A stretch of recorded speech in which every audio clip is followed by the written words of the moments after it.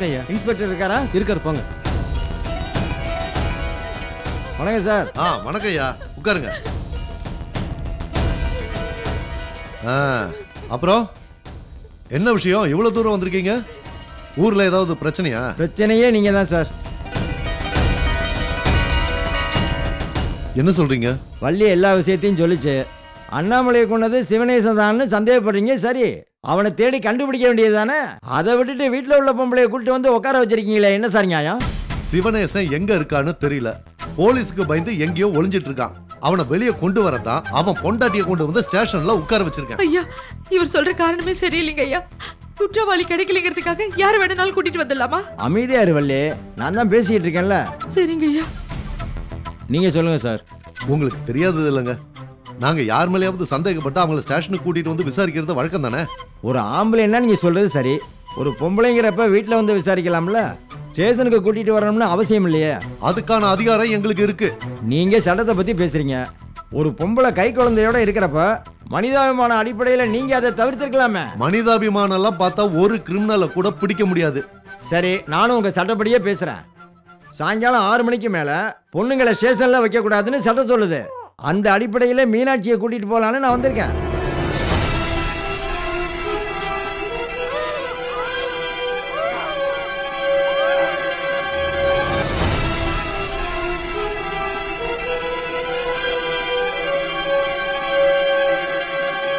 என்ன சார் யோசிக்கிறீங்க? வக்கீல் மூலியமா தான் வரணும்னா அதுக்கு நாங்க தயாரா தான் இருக்கோம். இதுக்கு மேலேயே நீங்க அனுப்பலைன்னா உங்களை பத்தி மேலதிகாரிகிட்ட புகார் பண்ண வேண்டியது இருக்கும். என்னங்க ஐயா, மிரட்டுறீங்களா? இல்ல சார், பேசி பார்க்கலாம்னு தான் வந்தோம். நீங்க முரண்டு பிடிக்கும் போது நாங்க வேற வழியில தான் முயற்சி பண்ணணும். சரிங்க ஐயா, நான் அந்த பொண்ணை விட்டுறேன். ஆனா நீங்க எனக்கு ஒரு உத்தரவாதம் தரணும். சிவனேசன் வந்தானா அவனை எங்க கிட்ட ஒப்படைக்கணும். தப்பிக்க விட்டுட்டீங்கன்னு தெரிஞ்சா நான் கடுமையான நடவடிக்கை எடுக்க வேண்டியது இருக்கும். சந்தேகமே வேணாம் சார். ஊர் தலைவருங்கிற முறையில நானே அந்த உத்தரவாதத்தை தர்றேன். சிவனேசன் வந்தா நானே கூட்டிட்டு வந்து ஒப்படைக்கிறேன். போதுமா?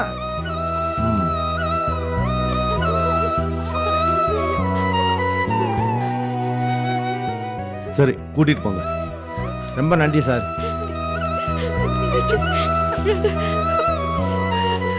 ஐயா, ரொம்ப நன்றிங்க ஐயா. இருக்கட்டும், பரவாயில்லம்மா, வாங்க.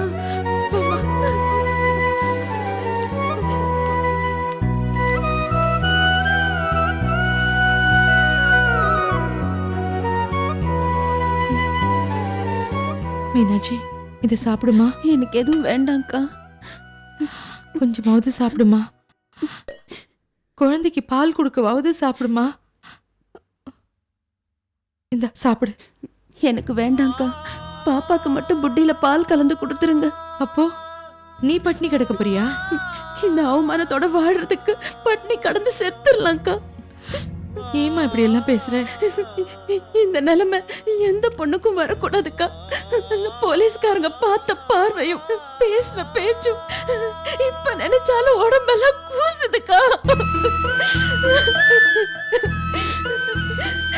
தூக்க மாட்டிட்டு தொங்கிடணும் போல இருக்குக்கா. இவளுக்காகவும் உண்மை என்னன்னு தெரிஞ்சுக்கிறதுக்காகவும் இன்னும் உசுர கையில பிடிச்சுக்கிட்டு இருக்கேன். அதே தாமா நானும் சொல்றேன். தம்பி நிரபராதின்னு இந்த ஊரும் உலகமும் சீக்கிரம் புரிஞ்சுக்கத்தான் போகுது. அதை கேட்டு நீ சந்தோஷப்பட வேண்டாமா? அதுக்காவது நீ சாப்பிடணுமா. இந்த சாப்பிடு. அழாதம்மா, அழாத. சாப்பிடுமா.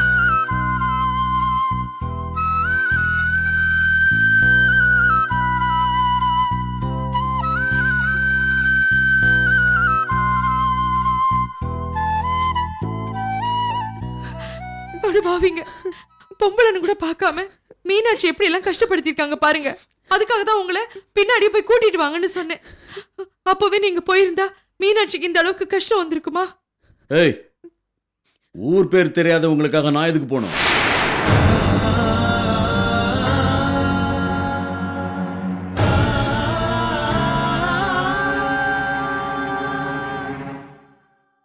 என்னங்க பேசுறீங்க?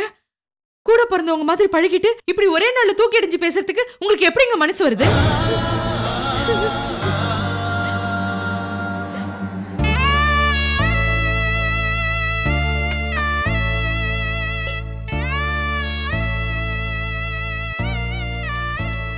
காலை சுத்தினது கயிறா இருந்தா பரவாயில்ல, பாம்புன்னு தெரிஞ்சதுக்கு அப்புறம் உதறி விட்டு போறதா நமக்கு நல்லது.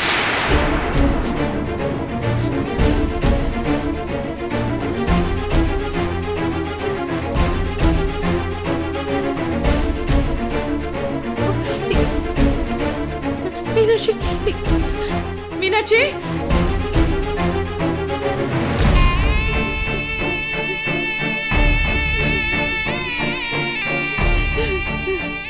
மீனாட்சி, மீனாட்சி நில்லுமா.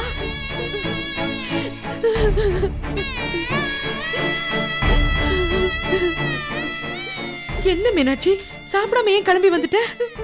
நானும் அவரும் இந்த ஊரே எங்களுக்கு சொந்தம்னு நினைச்சிட்டு இருந்தோம். ஆனா உங்க வீட்டுக்காரரு நாங்க யாரும் இல்லாத அனாதைன்னு புரிய வச்சுட்டாரு. ஐயோ, இத பாரு மீனாட்சி, அவர் பேசின எதையுமே நீ மனசுல வச்சுக்காதம்மா. எனக்கு உங்க மேல எந்த வருத்தமும் இல்லக்கா. இனிமே நான் எங்க வீட்டுல இருக்கிறது தான் எனக்கு மரியாதை. மீனாட்சி, மீனாட்சி இருமா. மீனாட்சி சொன்னா கேளுமா, கதவை தர. சொன்னா கேளு மீனாட்சி.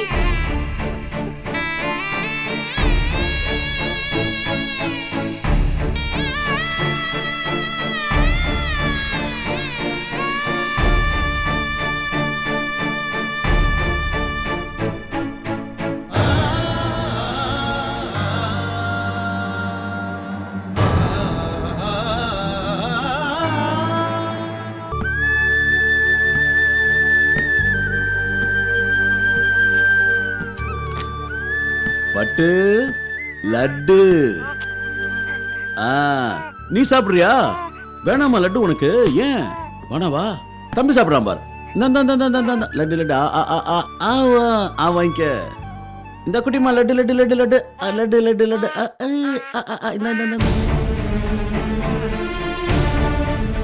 இனிப்பு எடுத்துக்க வள்ளி. என்ன அப்படி பாக்குற?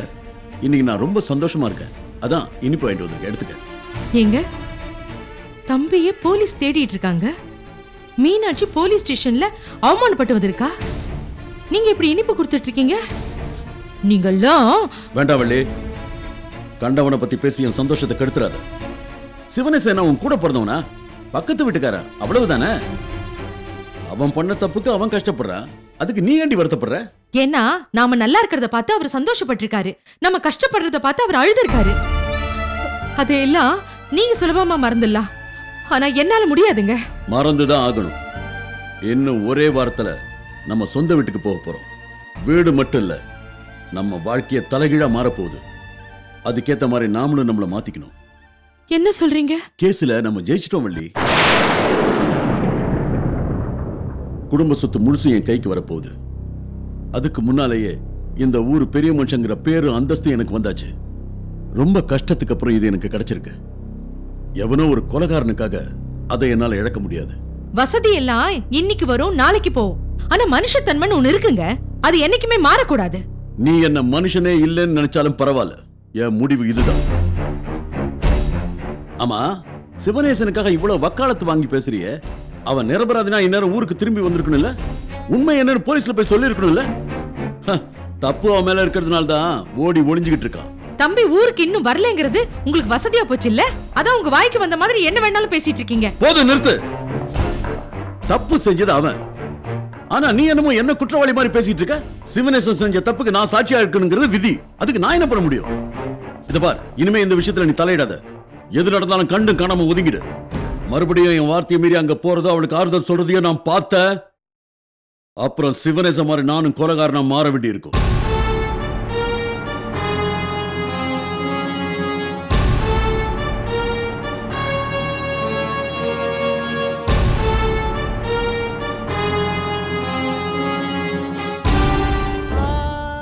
மீனாட்சி, மீனாட்சி கதவு தரமா.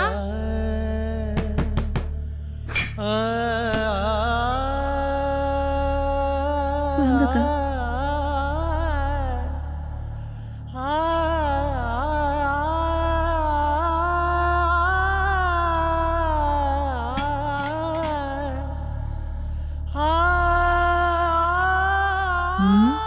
அடடா, தூங்கிட்டாளா?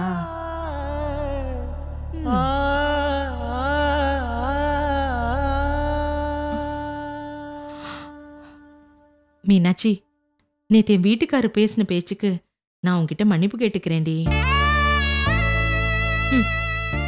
குடும்ப சொத்து திரும்ப கிடைச்சிருச்சுங்கிற திமிர்ல அந்த ஆடு ஆட்டம் போட்டுக்கிட்டு இருக்கா.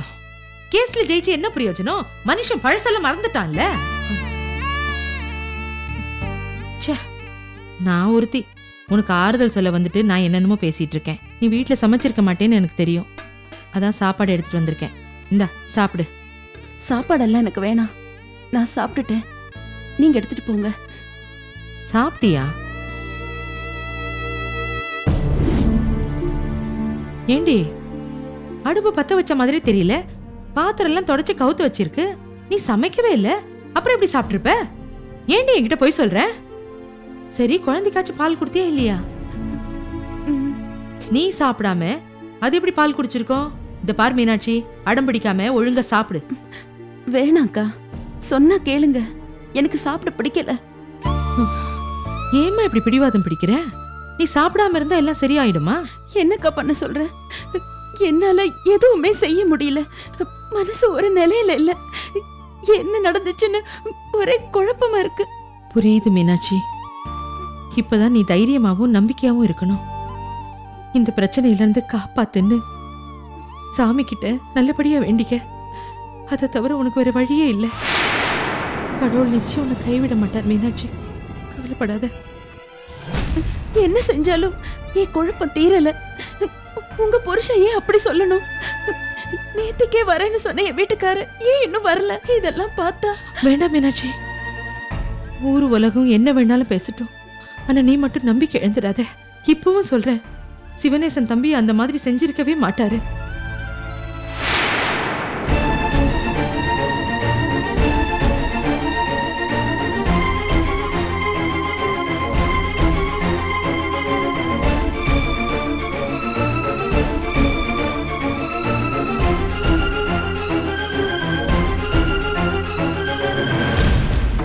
எவ்வளவு தைரியம் இருந்தா என் வார்த்தையை மீறி இங்க வந்திருப்ப. நீயே என்ன மதிக்கலனா ஊர்ல எவன்டி என்ன மதிப்பான்? இன்னொரு வாட்டி உன்னை இங்க பார்த்த காலை உடைச்சிடுவேன். எழுந்துரு, எழுந்துரு. வா. விடுங்க, சொன்ன கேளுங்க. பாவங்க, அந்த பொண்ணு எதுவுமே சாப்பிட மாட்டேங்கிறா. என்னங்க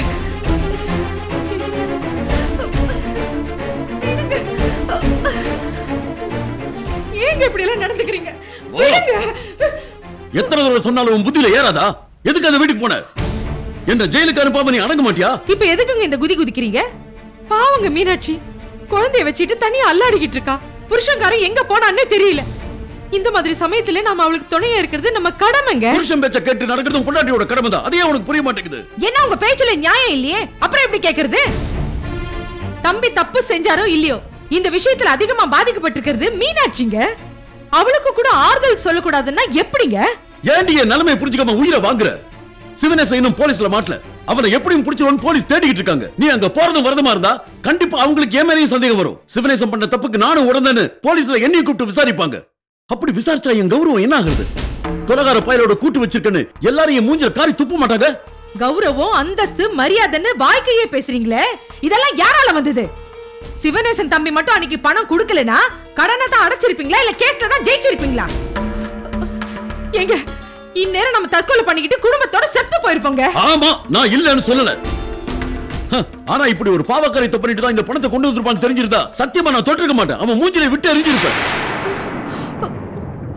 பணத்துக்காக தான் அவன் முதலாளியை கொண்டு இருக்கான். இப்போ எனக்கு சொத்தும் வசதியும் வந்துருச்சு. நாளைக்கு அவனுக்கு பணம் தேவைப்பட்டா என்ன கொல்ல மாட்டாங்கிறது என்ன நிச்சயம்? இவ்வளவு நாள் அவன் நம்ம கூட பழகினது பேசுனது எல்லாமே நடிப்பு. தான் தேவைக்காக அவன் என்ன வேணாலும் செய்வான். இந்த மாதிரி ஒரு கொலகார பாவியோட இத்தனை நாள் பழகினேன்னு நினைச்சா எனக்கே வெக்கமா இருக்கு. உங்கள மாதிரி நன்றி கெட்ட மனுஷனோட இத்தனை காலம் வாழ்ந்ததை நினைச்சா எனக்கு கூட தான் வெக்கமா இருக்கு.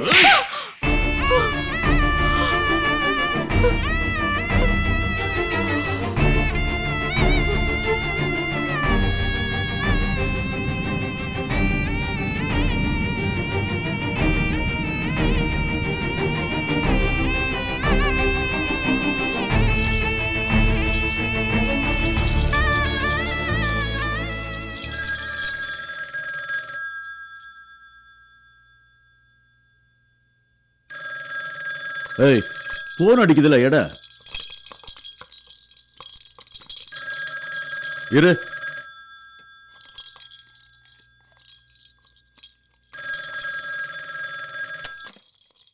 ஹலோ அண்ணே, நான் சிவனேசன் பேசுறேன். சிவனேசா, எங்கப்பா இருக்க? நான் பக்கத்து ஊர்ல இருக்கேன். பக்கத்தூர்லயா? எங்க எங்க போன் கொடுங்க, நான் பேசுறேங்க. தம்பி தானே பேசுறாரு, கொடுங்க. பேசிட்டு இருக்கல்ல, சும்மா இரு. சிவனேசா, நீ ஏன்பா இன்னும் ஊருக்கு வராம இருக்க? எங்கண்ணே, சூழ்நிலை தான் வர முடியாம பண்ணிச்சேன். நான் தான் முதலாளியா கொலை பண்ணிட்டேன்னு ஊர்ல நீங்க புரளிய கிளப்பிருக்கீங்களாமே. இல்ல, அது யாருப்பா உனக்கு அப்படிலாம் சொன்னது? நிறைய பேர் சொன்னாங்கண்ணே. ஆனா நான் நம்பலண்ணே. உங்களால் எப்படிண்ணே எனக்கு கெடுதல் நினைக்க முடியும்? அப்படியே நீங்க சொல்லியிருந்தாலும் ஏதோ நிர்பந்தம், சூழ்நிலை, அதனால தான் சொல்லியிருப்பீங்க இல்லையாண்ணே? ஆமாப்பா. சிவனேசா, நீ வீட்டுக்கு கிளம்பி வந்துரு. நானும் நீ நேரா ஸ்டேஷனுக்கு போய் போலீஸ்ல எல்லா விஷயத்தையும் சொல்லிடுவோம். அப்புறம் எந்த பிரச்சனையும் வராதுப்பா. வேண்டாண்ணே, சூழ்நிலை என்னங்கிறது உங்களுக்கே நல்லா தெரியும்ல. என்ன குற்றவாளின்னு நிரூபிக்கிறதுக்கு நிறைய ஆதாரம் இருக்கு. ஆனா நிரபராதின்னு நிரூபிக்கிறதுக்கு எந்த ஆதாரமும் இல்லையண்ணே. அதெல்லாம் பேசி சரி பண்ணிக்கலாம்ப்பா. நீ ஊருக்கு வா. வேண்டாண்ணே, நான் ஊருக்குள்ள வந்தா நிச்சயமா போலீஸ் என்ன பிடிச்சிடும். செய்யாத தப்புக்கு தண்டனை அனுபவிக்கிறதுக்கு என் மனசு கேட்கல. அண்ணே, உங்களால ஒரு சின்ன உதவி ஆகணும். என்னப்பா சொல்லு. ராத்திரி ஒரு 12 மணிக்கு மேல ஊர் எல்லையில இருக்கிற அம்மன் கோயில் கிட்ட நான் காத்துட்டு இருக்கேன். நீங்க கொஞ்சம் சிரமம் பார்க்காம மீனாட்சியும் குழந்தைய அங்க கூட்டிட்டு வந்துடுறீங்களா? ஏன்பா ஊரை விட்டு ஓட போறியா? ஆமாண்ணே, உங்களெல்லாம் விட்டு பிரியறதுக்கு ரொம்ப கஷ்டமா தான் இருக்கு. ஆனா எனக்கு வேற வழி இல்லை. அன்னிக்கிட்ட நான் அப்புறம் பேசுறேன்னு சொல்லுங்க. கொஞ்சம் மறக்காம கூட்டிட்டு வந்துடுறீங்களா? சரிப்பா, கண்டிப்பா கூட்டு வந்துடுறேன். சரி, வச்சிடறேண்ணே.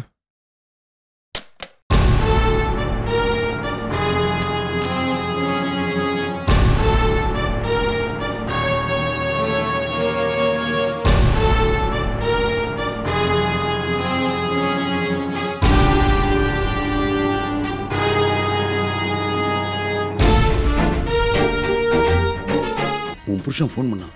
உன்னையும் குழந்தையும் ஊர் எல்லையில் இருக்கிற அம்மன் கோயிலுக்கு கூட்டிட்டு வர சொன்னா. வந்துட்டாரா? வந்துட்டாரு. சீக்கிரம் குழந்தை எடுத்துட்டு வா. ஒரு நிமிஷம் மாமா. ஆ.